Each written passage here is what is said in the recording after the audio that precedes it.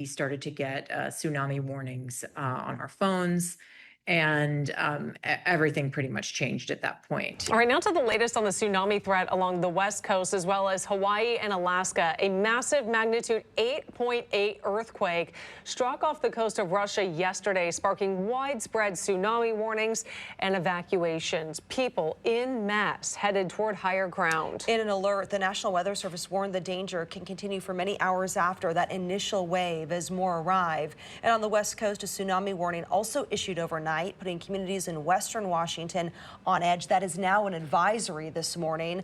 A live look at SeaTac Airport to bring you right now. Alaska Airlines pausing flights to the Hawaiian Islands. It issued an emergency proclamation late last night ahead of the anticipated tsunami waves arriving. Alaska rerouted en route flights or diverted them back to the mainland.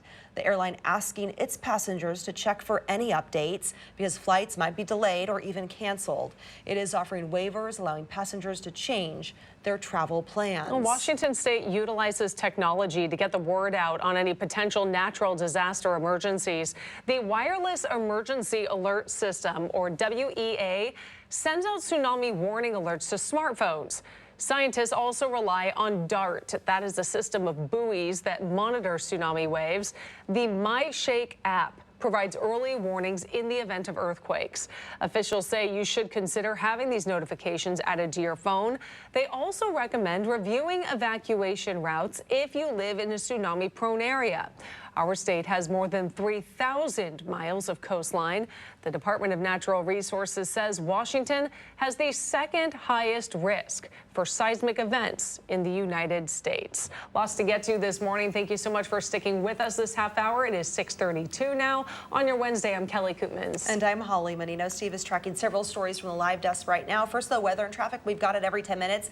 Let's start with Tyra and a look at the roads. Roads have also been very busy this morning. Yeah, we started off early this morning with a deadly incident. That crash has cleared up. It was on southbound I-5 in Des Moines. We're dealing with another crash now. This right at Nisqually, northbound I-5. It's causing a major backup between Olympia and DuPont, probably about 4 miles right now. Green on the maps in most areas, but tracking congestion in places like Renton and in Everett. I'll have drive times in 10 minutes. George. The tsunami advisory locally all started yesterday afternoon when we had an earthquake in Russia that generated a tsunami wave that propagated our direction. We started to see some of those tsunami waves, the smaller ones, at our coastline here, La Push, just after midnight. But we have a tsunami advisory locally, and that is a tsunami warning for far northern California. Bottom line, the surf and the currents may be rough. Stay out of the waters. The peak tsunami waves tend to be just above 1.3 feet. But coming up, we'll have an update to this tsunami advisory. I'm also monitoring water levels real time. I'm showing you what I'm seeing right now coming up.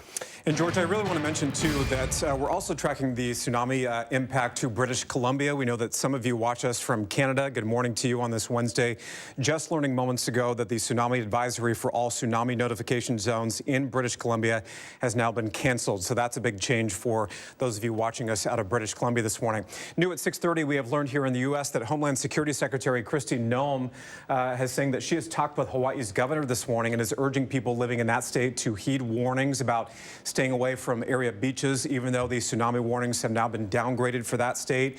So far, no new messages from President Trump about the earthquake and the tsunami threat on his Truth Social page.